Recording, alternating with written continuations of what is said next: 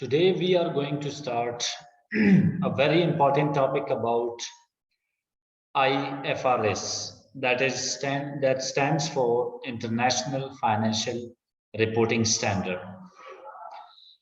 सबसे पहले हमें पता होना चाहिए कि IFRS है क्या और इसका ऑब्जेक्टिव क्या है।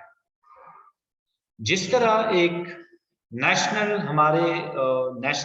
वाइज हमारे अकाउंटिंग के स्टैंडर्ड्स होते हैं जिनको फॉलो करके हम एक अकाउंटिंग स्टैंडर्ड्स को अडॉप्ट करके कोई भी फाइनेंशियल रिपोर्ट्स हम बनाते हैं। Similarly when you see on international wise we have IFRS stands for International Financial Reporting Standard. IFRS क्या है? IFRS is a set of accounting standards developed by independent organization called IASB. IFRS accounting standards का एक मजमुआ है जिसके अंदर मुख्तलिफ chapters है और इसको डिजाइन किया गया है bye international accounting standard board. ठीक है जी, तो IASB ने जो है वो इसको बनाया हुआ है और IFRS ये ग्लोबली जो है वो क्या कर रहा है, फ्लरिश कर रहा है और कंपनीज जो है वो इसको फॉलो करती है। It is govern or created by IASB which have professional and experienced members and board. इसको IASB ने बनाया है और IASB में हमारे पास प्रोफेशनल और वेल एक्सपीरियंस मेंबर होते हैं उसके बोर्ड में, जो कि पॉलिसीज या रूल्स रेगुलेशन या स्टैंडर्ड्स जो है वो बनाती है। Now the question is why IFRS or what is the objective of IFRS? IFRS को बनाने का मकसद ये है to make financial reports or statements understandable throughout the world. कि जितने भी फाइनेंशियल स्टेटमेंट बनाए जाते हैं इसको इजीली अंडरस्टैंड करना, इसको इजीली जो है वो रीड करना, इसका बेसिक मकसद जो है वो यही है कि पूरी दुनिया में जो है वो जब कोई बंदा कोई भी कंसोलिडेटेड स्टेटमेंट या कोई भी स्टेटमेंट जो है वो उठाता है तो उसको आसानी से वो रीड कर सके और उसको समझ सके।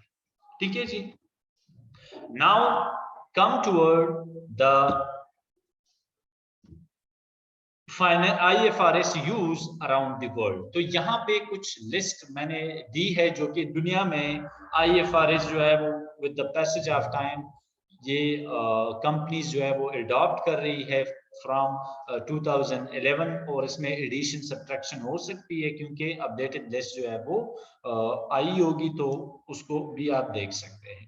तो यहाँ पे कुछ अर्जेंटीना है जो कि from the beginning of 1st January 2012 they are required to use or to adopt IFRS.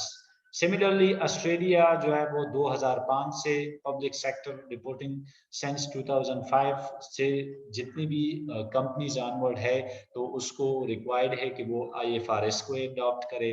इसी तरह से Brazil, Canada, China substantially converge national standard. They are trying their best to convert their or to merge their national standard with IFRS.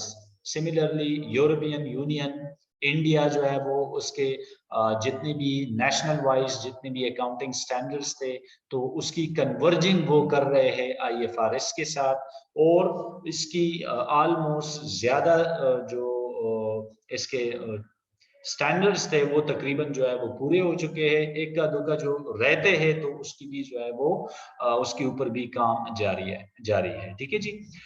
Indonesia भी जो है वो conversion process में है। Basically convergence is a process whereby you convert your national or you are trying to merge your national accounting standards with IFRS. This is the process of convergence. ठीक है जी।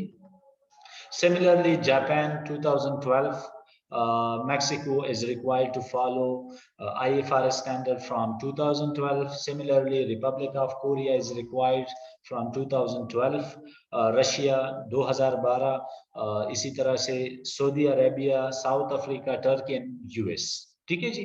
तो बेसिकली ये पूरी दुनिया में जो है वो स्ट्रगल कर रहा है और IFRS जो है वो फैल रहा है, क्योंकि ग्लोबली लोगों को, इन्वेस्टर्स के लिए, क्रेडिटर्स के लिए फिर जितने भी स्टैंडर्ड्स होते हैं तो उसको समझना आसान होता है। ठीक है जी। Although many countries have adopted IFRS, not all countries have done so. Financial reporting standard, both IFRS in home country GAAP, or you may call it as US GAAP, continuously struggling for various reasons, including changes in economic activity. For example, new type of product and transaction may occur in different sectors, and to improve existing standards, and to convergence between international and home country standard. अब दुनिया में चूंकि IFRS को बड़ी तेजी से जो है वो फॉलो किया जा रहा है, लेकिन स्टिल देयर आर कंट्रीज के उन्होंने अभी तक उसको अडॉप्ट नहीं किया, या ये उस प्रोसेस में है कि IFRS की तरफ चले जाए। ठीक है जी। और IFRS या जिसको जो दूसरा हमारा US GAAP है, general accounting acceptable accounting principle जो हमारे हैं, ये मुसलसल कोशिश कर रहे हैं और मुसलसल जो है वो with the passage of time new framework जो है वो और प्रिंसिपल्स बना रहे हैं, ताकि फ्यूचर में अगर कोई इकोनॉमिक एक्टिविटीज में चेंजेस आते हैं, यानी कि नए टाइप्स ऑफ प्रोडक्ट अगर लॉन्च होते हैं, न्यू टाइप ऑफ ट्रांजैक्शन अगर होते हैं, तो उनके साथ कैसे डील किया जाएगा, तो इसके ऊपर कंटिन्यूअसली ये लोग काम कर रहे हैं और इसके लिए जो है वो रूल्स, रेगुलेशन और स्टैंडर्ड्स जो है वो बना रहे हैं। इसके अलावा ये स्ट्रगल जो है वो इसलिए भी कर रहे हैं कि एग्जिस्टिंग स्टैंडर्ड्स के अंदर अगर कोई फ्लॉ है या कोई जो है वो कमी है तो उसको पूरा किया जाए, और इंटरनेशनल और जो होम कंट्री स्टैंडर्ड्स है इनकी कन्वर्जेंस कैसे की जाए, तो इसके लिए जो है वो ज्यादा स्ट्रगल कर रहे हैं। An analyst needs to understand whether and how differences in financial reporting standard affect comparability and cross-sectional analysis. एक एनालिस्ट के लिए ये जरूरी होता है कि वो जान सके कि किस तरह जो है वो मुख्तलिफ फाइनेंशियल रिपोर्टिंग स्टैंडर्ड हमारे जो एनालिसिस होती है, जो कि हम क्रॉस सेक्शनल एनालिसिस करते हैं, मींस के एट द सेम पॉइंट जब आप डिफरेंट कंपनीज को जो है वो कंपेयर करते हैं, उनका फाइनेंशियल स्टेटमेंट या फाइनेंशियल पोजीशन आप देखते हैं, तो इसको हम जो है वो क्रॉस सेक्शनल एनालिसिस कहते हैं। फॉर एग्जांपल, आप 2018 के ऊपर ईयर पे आप जो है वो कंपनी ए, कंपनी बी और कंपनी सी का जो है वो कंपैरिजन कर रहे हैं, सो दिस सेक्शन और this analysis will be known as cross sectional analysis। ज्यादातर ये फाइनेंस और इकोनॉमिस्ट जो है वो इस टाइप ऑफ एनालिसिस जो है वो कंडक्ट करते हैं। तो बीइंग एन एनालिस्ट, अगर हम एक एनालिस्ट है तो हमें पता होना चाहिए कि जो मुख्तलिफ फाइनेंशियल रिपोर्टिंग के स्टैंडर्ड्स है ये किस तरह हमारी कंपेरेबिलिटी या क्रॉस सेक्शनल एनालिसिस को इफेक्ट कर सकती है। तो यहाँ पे जो बेसिक मकसद हमारा है वो यही है कि हम IFRS को, जो कि मुख्तलिफ फाइनेंशियल रिपोर्टिंग स्टैंडर्ड्स है, उसके बारे में हम पढ़ सके, ठीक है जी, या जान सके। Now come toward the conceptual framework of IFRS। इस बुक में जो मैंने रिसोर्स में आपको बताया हुआ है या लिखवाया हुआ है, उसमें जो हमारा फ्रेमवर्क है वो 2010 वाला डिस्कस हुआ है, ठीक है जी। Now we are going to start और to discuss the framework that is the latest one and the new one 2018। So the very first conceptual framework was issued by International Accounting Standard Committee in 1989 with the name the Framework for the Preparation and Presentation of the Financial Statement। Later on इसके अंदर जो है वो थोड़ी amendment हुई और 2010 में एक इंटरनेशनल अकाउंटिंग स्टैंडर्ड बोर्ड जिसको IASB, इसने अमेंडमेंट करके 2010 में एक नए नाम के साथ जो है वो इशू किया IFRS का कंसेप्चुअल फ्रेमवर्क, ठीक है जी, जिसको हम नाम देते हैं conceptual framework for the financial reporting. And now the new one more जो है वो ये प्रिसाइज और अमेंडमेंट उसमें होके अब नया जो आया है वो है 2018 का conceptual framework for the financial reporting, ठीक है जी। Now come toward the financial framework. There are total 8 chapters included in IFRS, ठीक है जी। The first one is the objective, the second one is the qualitative characteristic, the third one is the financial statement in the reporting entity, the fourth chapter is the element, fifth is the recognition and de-recognition of the element of the financial statements, the sixth one is the measurement, the seventh one is all about the presentation and disclosure, which can be included in the communication, or you may call it the communication too. The eighth and the last chapter is the concept of capital and capital maintenance, ठीक है जी। So coming toward the first chapter, that is the objective. The very first, the objective of general purpose financial reporting is to provide financial information. जो objective होगा हमारे financial reporting का वो यही होगा कि हम फाइनेंशियल इंफॉर्मेशन को प्रोवाइड कर सके, लेकिन किन को और किस लिए? इन्वेस्टर को, लैंडर्स को और अदर क्रेडिटर को। इससे पहले हम अपने लेक्चर में ये डिस्कस कर चुके हैं कि फाइनेंशियल रिपोर्टिंग जो है वो किस लिए जरूरी होता है। वही ऑब्जेक्टिव यहाँ पे भी इम्प्लीमेंट होता है कि हम फाइनेंशियल इंफॉर्मेशन किन को देते हैं? हम अपने इन्वेस्टर को बताने के लिए, उनको जो है वो इंफॉर्मेशन देने के लिए, क्योंकि वो इंटरेस्टेड होते हैं कि whether I should buy, whether I should sell my security और शेयर, और whether I should hold that security, ठीक है जी। इसी तरह से लैंडर्स और अदर क्रेडिटर्स भी जो है वो सोचते हैं कि हमने लोन जो है वो देना है, नहीं देना, कब देना है, कितना देना है, what will be the amount और what will be the terms and condition. So in simple we can say that in order to take wise decisions, the objective of financial statement should be providing information to these parties for the wise decision making, ठीक है जी। तो basically objective यही होगा कि information in parties को दे ताकि ये वाइज डिसीजन मेकिंग कर सके। Now what to report.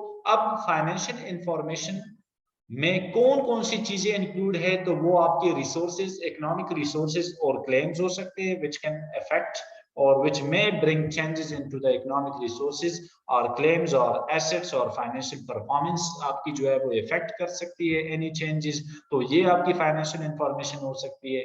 Accrual accounting यानी कि ये भी आपकी एनी रिकॉग्निशन, चूंकि हम एक्रूअल बेस्ड अकाउंटिंग में पढ़ते हैं कि कोई भी ट्रांजैक्शन अगर चाहे वो कैश पे है या जो है वो इनकर हो गया, वो रिकॉग्नाइज हो गया और उसका इफेक्ट जो है वो अकाउंटिंग पीरियड के ऊपर आ गया या ट्रांजैक्शन की स्टेटमेंट के ऊपर आ रहा है, तो इसका इफेक्ट आपने जो है वो कम्युनिकेट करना है या उसकी इंफॉर्मेशन आपने प्रोवाइड करनी है। Similarly if the past cash flow has a reflection on the financial performance or financial statement, that will also be included in the financial information, and this should be the objective of the general purpose financial reporting, ठीक है जी।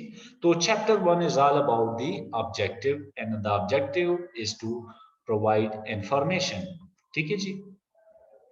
Chapter number 2 is about the qualitative characteristic of useful financial information. Basically, there are two types of characteristic, that is fundamental and enhancing.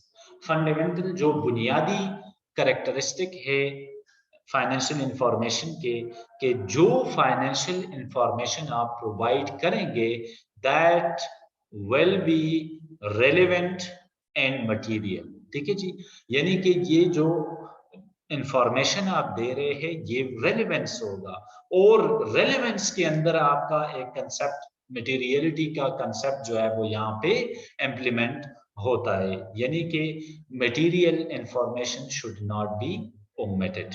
जो information material है, जो importance रखती है, significance है किसी भी फर्म के लिए या ऑर्गेनाइजेशन के लिए, तो वो इंफॉर्मेशन जो है वो मिस नहीं होनी चाहिए, और ये पूरा का पूरा जो है वो उसमें इंक्लूडेड होना चाहिए। And this is the fundamental characteristic of the financial information. The second one is not only to provide the relevant information to the organization, but to provide with the faithfully providing the information। ठीक है जी, ना सिर्फ आपने जो है वो relevant information को provide करना है, बल्कि आपने ईमानदारी के साथ फेथफुली आपने उसकी रिप्रेजेंटेशन करनी है। ठीक है जी, ये तो हो गए बुनियादी कैरेक्टरिस्टिक। एनहांसिंग कैरेक्टरिस्टिक जो कि इन फाइनेंशियल इंफॉर्मेशन को और एनहांस कर सकती है, दैट इज कंपेरेबिलिटी, कि जो भी फाइनेंशियल इंफॉर्मेशन आप दे रहे हैं that must be comparable to other entities. यानी कि आपने अगर कोई स्टेटमेंट बनाया है या कोई इंफॉर्मेशन अगर आपने प्रोवाइड की है तो ये कंपेरेबल होनी चाहिए दूसरी ऑर्गेनाइजेशन के साथ।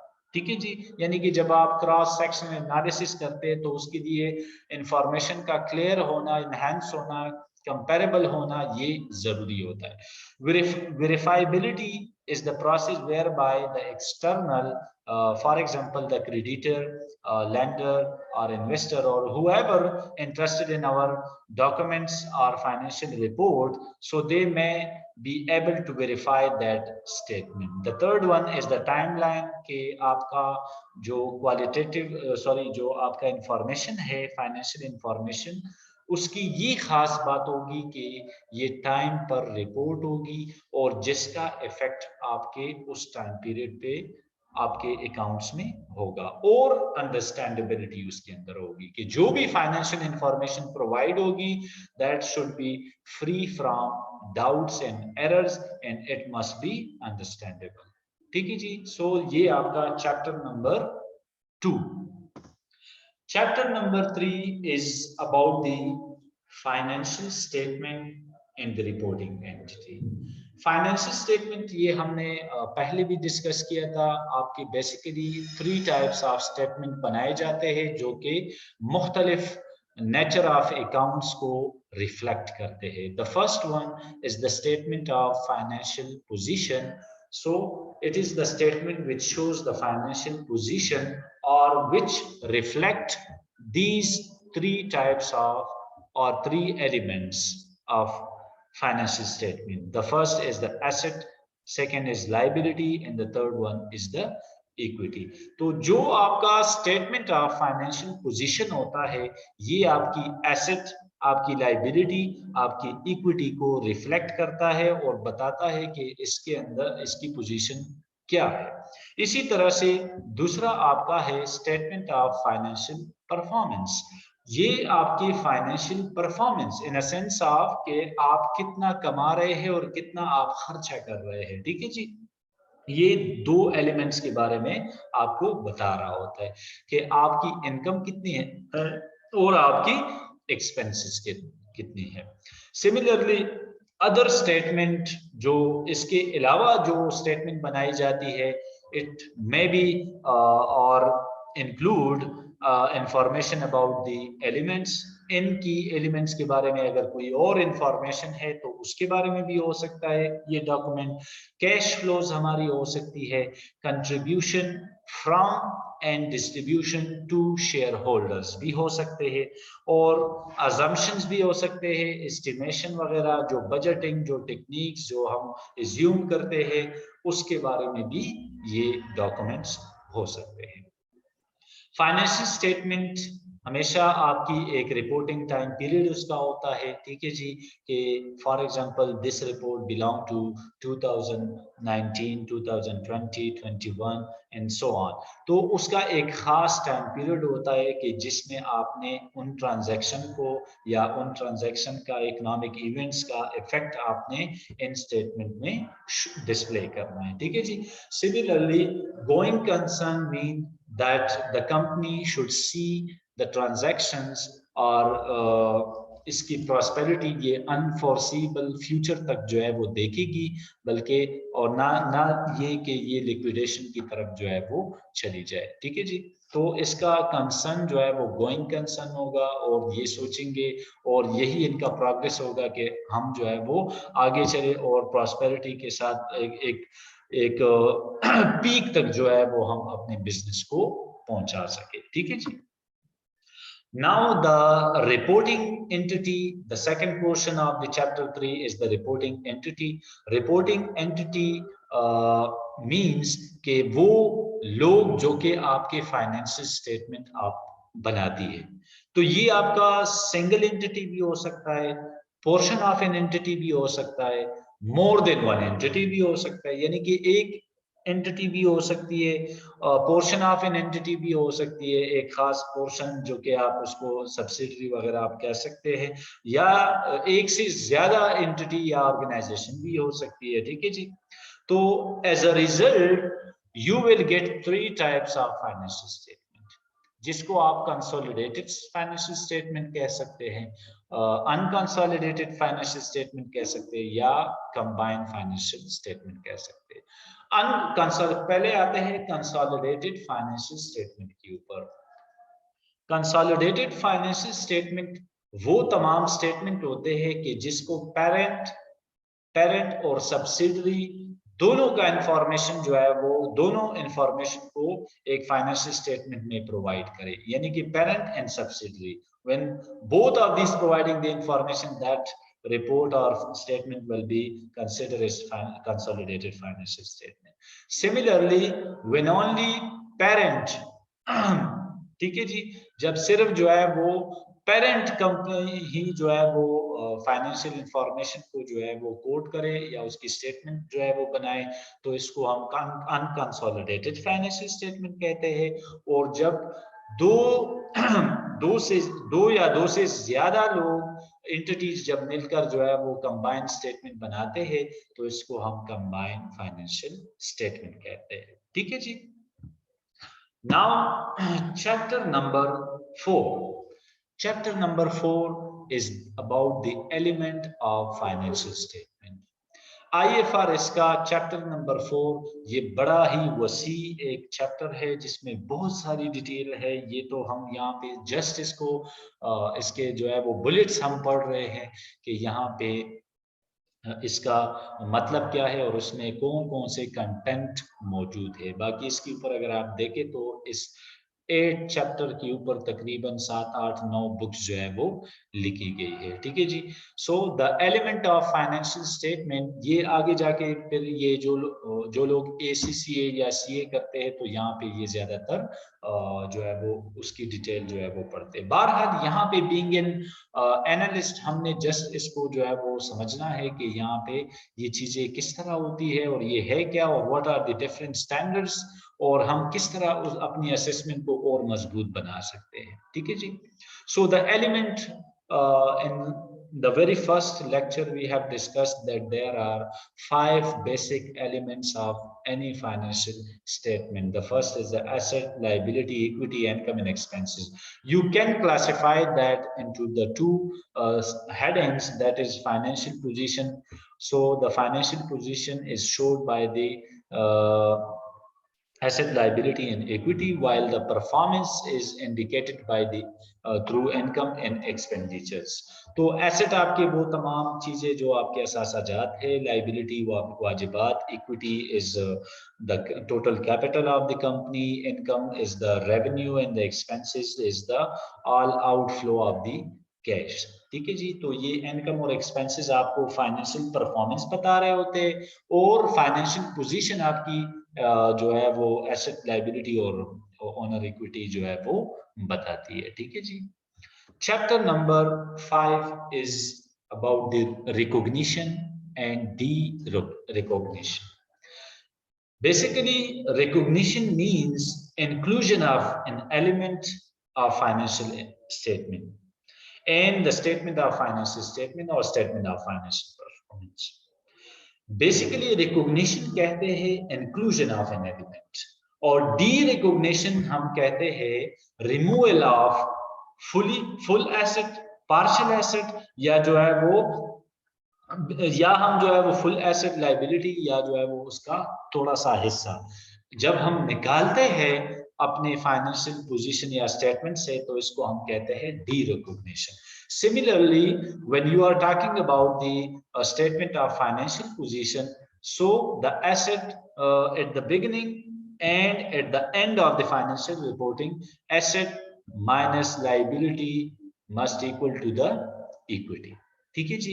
इसी तरह से तो फाइनेंशियल स्टेटमेंट में हम इस चीज को, एसेट को इस तरह रिकॉग्नाइज करते हैं, प्लस हम इनकम से एक्सपेंसेस को माइनस करके हमारे पास जो स्टेटमेंट आती है उसको हम फाइनेंशियल परफॉर्मेंस भी कह सकते हैं या जिसको हम इनकम स्टेटमेंट भी कह सकते हैं। इसी तरह से जितनी कंट्रीब्यूशन फ्रॉम इक्विटी होल्डर होंगे, यानी कि जिन लोगों ने हमें इक्विटी जो है वो कंट्रीब्यूट की है कंपनी में, माइनस उनको जो हमने डिस्ट्रीब्यूशन किया होगा in a shape of dividend, in a shape of जो है वो इंटरम डिविडेंड वगैरह वगैरह, तो उनको हमने जो कंट्रीब्यूशन की होगी तो ये उससे माइनस करके, तो ये हमें एक स्टेटमेंट के बारे में बताएगा जिसको हम इक्विटी जो है वो हमारा चेंज इन इक्विटी स्टेटमेंट भी हम इसको कह सकते हैं। And with the passage of time और during the year it shows the changes. ठीक है जी, कि कितना इसके अंदर जो है वो चेंजेस आई हुई है। तो इन सिंपल हम कह सकते हैं कि रिकॉग्निशन में हम इन 5 एलिमेंट्स का जो यहाँ पे मेंशन है कि किस तरह हम इसको रिकॉग्नाइज करते हैं कि एसेट से लाइबिलिटीज और जो है वो माइनस करके हमारे पास इक्विटी आ जाता है। इसी तरह से इनकम से हम एक्सपेंसेस माइनस करते हैं तो हमें जो है वो इनकम नेट प्रॉफिट का जो है वो पता चल जाता है। इसी तरह से जितनी भी हमारी इक्विटी लोगों ने कंट्रीब्यूट की है उससे उनकी डिस्ट्रीब्यूशन, उनके क्लेम्स को माइनस करके हमारे पास जो एसेट आएंगे यहाँ पे, this should be greater than the first one और एट द बिगिनिंग, यानी कि शुरू में जो हमारे पास एसेट और इक्विटीज वगैरह थे, एसेट्स की जो पोजीशन थी, आखिर में इन सब का क्लेम देकर हमारे पास अगर ये बेहतर आ रहा है, हमारी पोजीशन अच्छी होगी, यानी कि एसेट अगर हमारे बढ़ गए होंगे, इट्स मीन कि आपकी फाइनेंशियल पोजीशन जो है वो at the end of the reporting period is good. ठीक है जी। While derecognition is the removal of asset और liability from the statement of financial position. ठीक है जी। Now the chapter number 6 is about the measurement, कि किस तरह या किस मेथड से आप फाइनेंशियल स्टेटमेंट के एलिमेंट्स को आप मेजर करते हैं। तो बेसिकली कैसे आप किसी के जो 5 एलिमेंट है हमारे, तो उसको कैसे आप मेजर कर सकते हैं, तो 2 तरीके हैं। एक तरीका है आपका हिस्टोरिकल कॉस्ट, जो कि हम ट्रांजैक्शन कॉस्ट भी इसको कहते हैं, जो गैप में भी हमने पढ़ा था कि आपके जितने भी बैलेंस शीट में जितने भी आप एसेट वगैरह जो लेंगे तो इसको आपने हमेशा हिस्टोरिकल कॉस्ट के ऊपर लिखना है। तो 2 है, एक जो प्राइस उसकी है तो उसको एज इट इज जो है वो शो करें, और दूसरा आपका है करंट वैल्यू, जो कि आपको जिसमें आपका फेयर वैल्यू एंड यूज या करंट कॉस्ट ये शामिल होता है, यानी कि जो मार्केट में जो वैल्यू है इस एसेट की या इस एलिमेंट की, तो उससे आप जो है वो उसकी मेजरमेंट कर सकते हैं। But you need to consider the following factor while measurement या मेजरिंग जो है वो जब आप करते हैं किसी भी एलिमेंट का, तो आप ये फैक्टर जरूर जो है वो कंसिडर करें कि व्हाट इज द रेलेवेंस। ठीक है जी, the information that is provided or the element is relevant। ठीक है जी, इसी तरह से जो रिप्रेजेंटेशन है इंफॉर्मेशन की वो फैक्टफुल है, and to consider the other factor like factor specific for initial recognition. ठीक है जी, तो जो इनिशियल रिकॉग्निशन के लिए जो रिक्वायरमेंट है ताकि उसको मेजर किया जा सके, तो ये भी जो है वो जरूरी है। ठीक है जी, तो दो इसमें जो है वो कंसेप्ट है मेजरमेंट के, या तो आप इसको हिस्टोरिकल कॉस्ट और दूसरा करंट वैल्यू, यानी कि उसमें से जो उसका फेयर मार्केट वैल्यू बनती है, करंट जो पोजीशन है उसकी, उसको उसकी कॉस्ट जो है वो उसकी मेजरमेंट करके उसको आइडेंटिफाई करवा लें। ठीक है जी। Chapter number 7 is presentation and disclosure. Presentation and disclosure chapter is all about the communication process, or it is a tool of communication. और कम्युनिकेशन को इफेक्टिव बनाना या इफेक्टिव तरीके से जब आप बनाएंगे तो उसके लिए ज़रूरी है कि आपको उसके उस इंफॉर्मेशन के या उसके ऑब्जेक्टिव और प्रिंसिपल आपको पता हो। ठीक है जी, नॉट द रूल्स। यहाँ पे इसका मतलब ये है कि आपको प्रिंसिपल्स का पता हो, रूल्स का नहीं।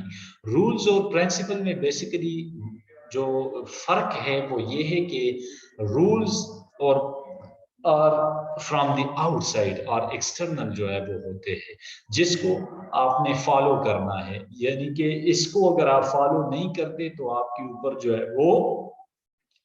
है वो पेनल्टी होती है। While principles are for internal use, जिसको आप फॉलो करके एक रिजल्ट को फ्रूटफुल बनाने के लिए आप जो है वो प्रिंसिपल बनाते हैं। ठीक है जी, तो you must know the objective in principle, then you have to make your presentation more effective. You have to classify, you have to make the classification, means that gather the similar elements into a group and separate the dissimilar। जो कि similar नहीं है तो उसको अलहदा करे, और जो similar है तो उसकी एक ग्रुप बना दे। और similar का मतलब ये है कि फॉर एग्जांपल अगर जो एसेट हमारे हैं तो जो करंट एसेट में आते हैं तो उन सबको करंट एसेट के नीचे जो है वो ग्रुप बनाए, और जो आपके नॉन करंट है तो ये आपके नॉन करंट में आ जाएगी। जो सेपरेट और जो है वो डाउटिंग वगैरह, डाउटिंग खैर आप नहीं कह सकते इसको, तो जो सेपरेट एलिमेंट्स होंगे तो उसको आपने अलग करना है। And the third one that is required is the aggregation. और बहुत ज्यादा जो मतलब जरूरत से ज्यादा डाटा या एक्सेसिव एग्रीगेशन आपने शो नहीं करनी, और बहुत सारा डाटा या टू मैनी डिटेल जो है वो आपने ऐड नहीं करनी, अगर आपने इफेक्टिव कम्युनिकेशन प्रोवाइड करनी है तो chapter number 7 is all about the presentation and disclosure of the information. Or to make the information more precise, you have to know about the effective communication, and the effective communication require three things. That is, the first, you should know about the objective and principle of the information. Then you have to classify the information, or then you have to you have to know about the aggregation. Do not include too many details, ठीक है जी, और excessive aggregation आपने नहीं करनी। ठीक है जी। The final chapter is the concept of capital and capital maintenance। Capital क्या होता है?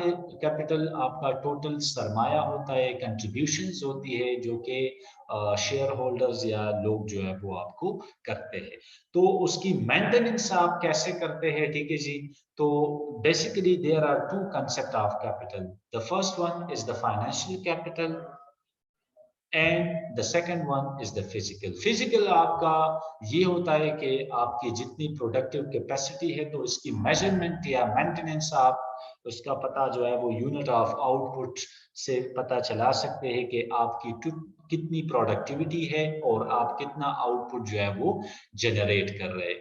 Financial capital is concern with the net asset, and you can better maintain your financial capital कि आपको पता हो कि आपकी परचेजिंग पावर क्या है, आपकी मॉनेटरी यूनिट क्या है, और आपका जो net asset at the beginning of the year था और जो आपके नेट एसेट्स की position eight the end of the period है, तो ये क्या है। अगर तो eight the end of the financial period आपकी एसेट बढ़ गए हैं, इट मींस के आपको जो है वो प्रॉफिट हुआ है, आपकी परफॉर्मेंस गुड है, and you better maintain your capital. Similar is the case with the physical जो कैपिटल हमारा होता है, तो उसका भी यही है कि आपकी प्रोडक्टिविटी जो है वो लास्ट ईयर से अगर ज्यादा है, आपकी unit of output per day अगर ज्यादा है, तो इट्स मीन कि आपकी पोजीशन बेहतर है और आपने बेहतर तरीके से जो है वो कैपिटल को मेंटेन किया हुआ है। So this is all about the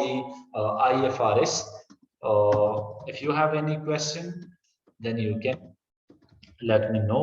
I will try my best to answer you. Thank you so much. मिलते हैं अगले वीडियो में. Thank you so much.